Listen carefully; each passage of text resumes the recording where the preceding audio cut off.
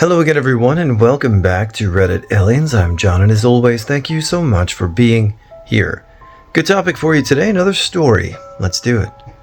Something walks past my house every day at 3:03 a.m. Please remember to like, share, and subscribe.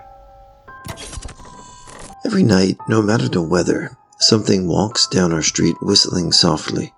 You can only hear it if you're in the living room or the kitchen when they walk by, and it always starts at exactly 3:03 a.m. The sound starts faint, somewhere near the beginning of the lane near the Carson place. We're towards the middle of the street, so the whistling moves past us before fading away in the direction of the cul-de-sac. When I was younger, my sister and I would sneak into the kitchen some nights to listen. Mom and Dad didn't like that we'd catch hell if they'd found us out there, but they were never too hard on us since we always stuck to the one big rule. Don't try to look at whatever was whistling. My neighborhood is a funny place. I've lived here since I was 6 and I love it. The houses are small, well-kept, good-sized yards, plenty of places to roam. There are a lot of other kids here my age. I turned 13 back in October. We grew up together and would always play foursquare in the cul-de-sac or roam around from back porch to back porch in the summer. This was a good place to grow up. I'm old enough to see it. And there's only the two strange things here: the night whistling and the good luck. The whistling never bothered me much. Like I said, I couldn't even hear it from my bedroom.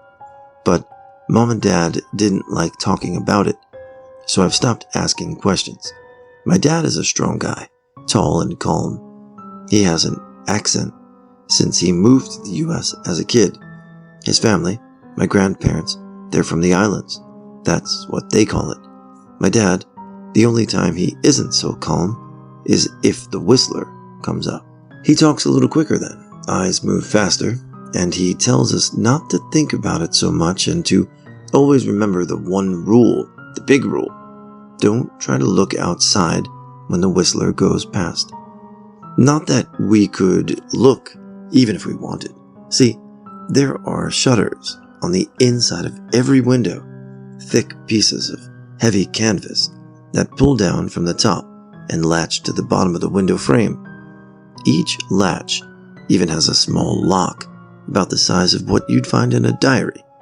My dad locks those shutters every night before we all go to bed and keeps the key in his room. My mom, I don't know what she thinks about the whistling. I've seen her out in the living room before at 3:03 when the sound starts. I could see her if I cracked my door open just an inch to peek. She's not out there often. At least I haven't caught her much. But once or twice a month, I think she sits out there on our big red couch, just listening. The whistler has the same tune every night. It's cheerful. Da-da-da, da-dum, da-da-da, da-dum. Remember how I said there are two odd things about where I live? Well, besides our night whistler, everyone in my neighborhood is really lucky. It's hard to explain, and Dad doesn't like us talking about this part much either, but good things just seem to happen to people around here a lot. Usually it's small things, winning a radio contest, or getting an unexpected promotion at work, or finding some arrowheads buried in the yard. You know, the authentic kind. The weather is pretty good, and there's no crime, and everybody's garden blooms extra bright in the fall. A million little blessings, I've heard my mom say about living here. But the main reason we stay here, why we moved here in the first place, is my sister Nola. She was born very sick, something with her lungs. We couldn't even bring her home when she was born, only visit her in the hospital. She was so small. I remember her small even compared to the other babies. A machine had to breathe for her. We moved into our house here to be closer to the hospital. As soon as we moved here, Nola started getting better. The doctors couldn't figure it out. They chalked it up to whatever they were doing, but we all could tell they were confused. But my parents knew, even I knew, Nola getting better was just another of the million little blessings we get for living in our neighborhood. So that's why we stayed, even after we found out that for every small miracle that happens here every day now and then, some bad things happen. But they only happen if you look for the whistler. See, our neighborhood has a welcoming committee. They show up with macaroni casserole and a gift basket and a manila folder whenever someone new moves in. They're very friendly. 4 people showed up when we moved in 7 years ago. The committee made small talk, gave me a Snickers bar, and took turns holding Nola. It was her first week out of the hospital, so they were extra careful. Then the committee asked to speak to my parents in private, so I was sent to my room where I still managed to hear nearly every word. The welcoming committee told my parents about how nice the neighborhood was, really exceptionally, hard to explain kind of nice. And then they told my parents about the even harder to explain whistling that happened every morning at 3:03 and ended at the tick of 3:05. The group, our new neighbors, warned my parents that the whistling was quiet, would never harm or hurt us, as long as we didn't look for what was making the sound. This part they stressed, and I pushed my ear into the door, straining to hear them. People who went looking for the whistler had their luck change, sometimes tragically. A black cloud would hang over anyone that looked. Anything that could go wrong would. The manila envelope the committee brought over contained newspaper clippings, stories about car crashes and ruined lives, public deaths, and freak accidents. Not everyone dies, I heard the head of the committee tell my dad, but the life goes out of them. Even if they live, there's no light in them ever again, no presence. My mom, I could tell she wasn't taking it seriously. She kept asking if this was some prank they'd play on new neighbors. At one point, my mom got angry, accused the committee of trying to scare us out of our new home, asked them if they were racist on account of my dad being from the islands. My dad calmed her down, told her he could tell our new neighbors were sincere, and they were just trying to help us. He explained that he grew up hearing these kinds of stories from his mom, and that he knew there were strange things that walked among us. Some of those strange things were good and some were bad, but most were just different. After the committee left, my dad went out to the hardware store, bought the canvas blinds, the latches and the locks, and installed them on every window in the house after dinner. That first night in our new house, I crept out of my room at 3 a.m., only to find my dad awake, sitting on the living room couch, holding my baby sister. My dad held up his finger in a shh motion, but patted the couch next to him. I sat and we waited. At exactly 3:03, we heard the whistling. Da-da-da-da-da-dum, da-da-da-da-da-dum. It came and it went, just like our neighbor said. The whistling returns each night, and we never look, and we enjoy our million little blessings every day. Nola breathes on her own, and she's grown into a strong, clever girl. My dad even joined the welcoming committee.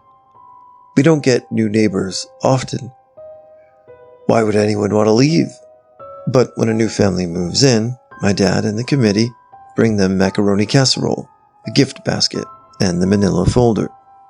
I can always tell by the look on my dad's face when he comes back if the family took the committee seriously, or if we'd be getting new neighbors again very soon.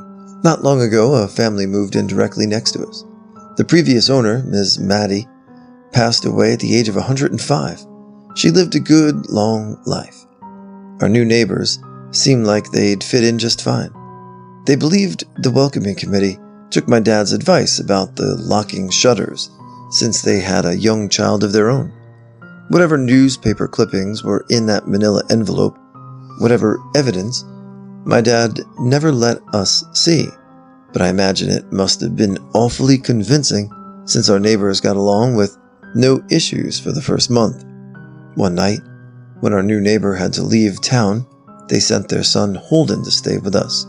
He was 12, a year under me in school. I didn't know him well before that night, but as soon as his parents dropped him off after dinner, I could tell it was going to be a bad time.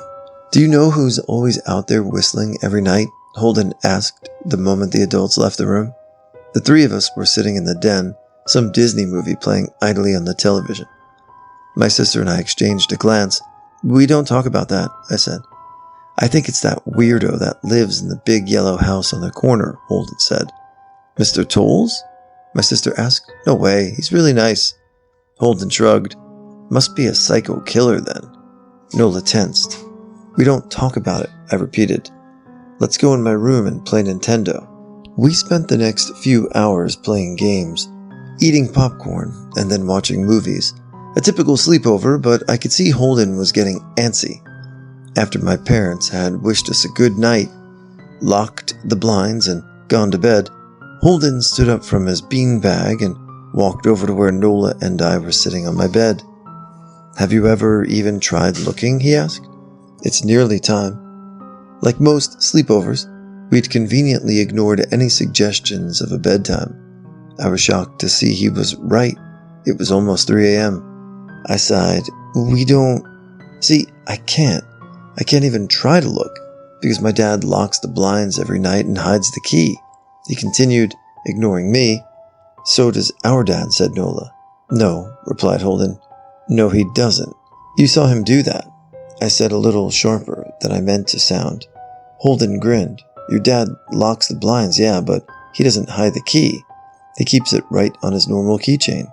So, I asked, worried I already knew what he would say next, because I had noticed that my dad didn't bother hiding the key anymore after all of these years, because he knew we took it seriously. So after your dad locked up, but before your parents went to bed, I went to the bathroom, and on my way, I may have peeked into their room, and I may have seen your dad's keychain on his nightstand, and I maybe went and borrowed the key to the blinds. Nola and I stared at his grin, only grew wider. You're lying, I said. Holden shrugged. You can check if you want. Just open your parents' door and look. You'll see his keychain right there on the nightstand. Stay here, I told both of them. Don't move a muscle. I hurried over to my parents' room, but he hesitated at the door. If Holden wasn't lying, my dad would be angry, beyond angry. I was scared thinking about it, but more scared of an open window with the whistler right outside. I opened the door barely an inch and looked in, but it was too dark to see. Taking a deep breath, I walked into the room. 2 steps into the dark, I froze. The whistling started and I could hear it clearly from my parents' room. I never realized, but they must have heard the sound every night since we moved into the house. They never told us. I don't think I could have slept through it. I stood there listening to the whistling come closer, unsure whether I should turn on a light or call out for my dad. Soft sounds from the living room brought me back to reality. Nola, I yelled, running out of my parents' room. Holden and Nola were standing near the front door next to a window. Holden wasn't lying. I could see him fumbling with the old lock on one of the blinds. I heard a click. He did have the key. Holden let out a quick laugh. Nola stood next to him, hunched up, afraid but maybe curious. The whistling was right outside of our house now. I think I made a sound, called out. I can't remember. Time felt frozen. Clock hands nailed to the face. But I found myself moving. I'm not fast. I've never been athletic. Somehow, though, I covered the space between myself and Nola in a moment. My eyes were locked on her, but I heard Holden pull the blind all the way down so it could release. I heard the snap of it start to rise, and I heard the whistling just on the other side of the window.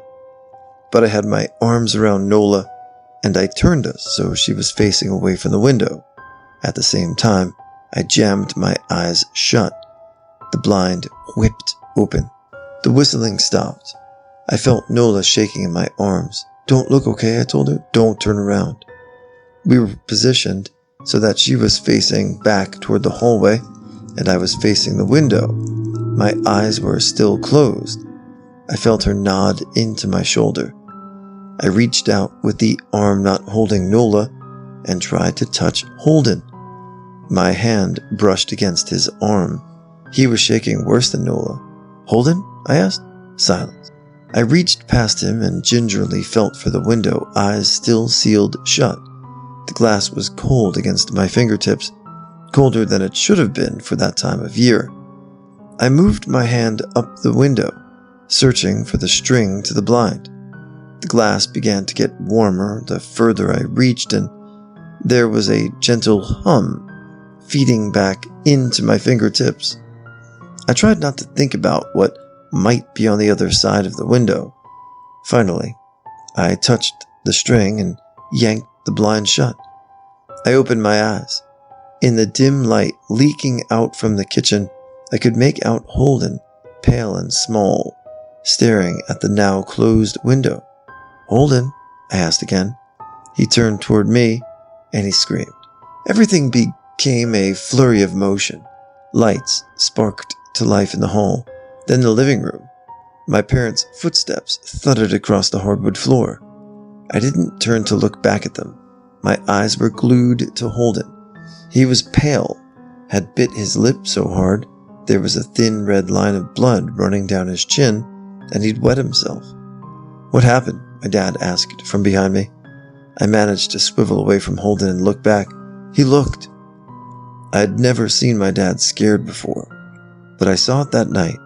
In that moment, an old, ugly terror stitched on his face, a parent's fear. "Just Holden?" he mouthed to me. I nodded yes. My dad let out a breath. He looked so relieved I nearly expected him to cheer, but then he turned to Holden and my dad's face changed. I wondered if he felt bad for feeling good that Holden was the only one that looked. There was a knock at the door. We all froze. Holden whimpered. "Don't answer it," my mom said. She stood at the threshold of the hall. I'd always thought she was a skeptic and just humored my dad about the windows and the whistler, but that night we were all believers. I noticed that both of my parents held baseball bats. They must have taken from their bedroom. The knock came again, a little louder this time. "Please don't open the door," Holden whispered. My dad walked over to him, hugged him close. "We won't," my dad promised, still holding his bat. "Nothing is coming in here tonight." Thud, thud, thud. This time the knocking was loud enough to rattle the door. Holden screamed again, and Nola clutched her arms around my neck. My mom came over and knelt down next to us, wrapping my sister and me close. Thud, thud, thud. "Call the police," my mom whispered to my dad. The knocking instantly stopped. My dad looked over his shoulder at us. "Do you think?" He was cut off by the frantic knocking that trailed off to a polite tap, tap, tap. "Police," something said from the other side of the door. The voice from outside sounded exactly like my mom, like a parrot repeating the words back to her. "Police, call the police." Tap, tap, tap. "Police." My mom pulled us closer. "Police, police, police, police." "Please stop," I heard her whisper. "I don't think calling them will help," my dad said. "How will we know when they're the ones at the door?" The knocking came back harder than before. The door shook, then it stopped. After a long moment, I heard the knocking again, but it was coming from our back door. We all turned together toward the back door, but the knocking immediately returned to the front door. Front to back, back to front. Loud, then quiet, then loud again. Suddenly the sound was coming from both doors at once. Big heavy blows like a sledgehammer. Then something started rapping against all of the windows in the house, then the walls.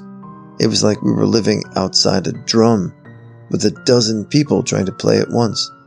Or we were a turtle, and something was attempting to claw us out of our shell. "Stop!" Holden yelled. The knocking died. "I won't tell," Holden said, staring at the door. "I promise I won't tell anyone what I saw. Just please go away." We waited for nearly a minute. Then we heard it, a soft tap, tap, tap, coming from the window. Holden had looked through earlier. Holden started to cry, sobbing like a prisoner, watching gallows being built outside their cell. My dad held him, brushed his hair, but never lied to him. never told him things would be okay. The tapping at the window went on for the rest of the night. We huddled together in the living room for I don't know how long. Eventually, my mom tried to take us kids into my room while my dad stayed to watch the door. But the second we moved into my bedroom, the knocking came back, so loud it was impossible to ignore. I was afraid the door couldn't take it. We went back to the living room and the knocking stopped. Only the tap tap tap on the window remained. None of us slept that night. The tapping stopped around 7 a.m. That's about the time the sun comes up here. We waited another 2 hours before my dad opened the blinds from one of the windows. He made us all go back to my parents' bedroom first. I heard him open the door, then come back in. Okay, he told us, it's done. Holden's parents came back around lunchtime. My mom and dad walked Holden over to his house, and they all went inside for quite a while. Nola and I watched from the window. She stuck to me the whole day, right at my side, sometimes holding my hand. When my parents came back, they looked grim but wouldn't tell us what they had said to Holden's family. It was a Sunday, so we all spent the day together, ordered pizza and watched movies.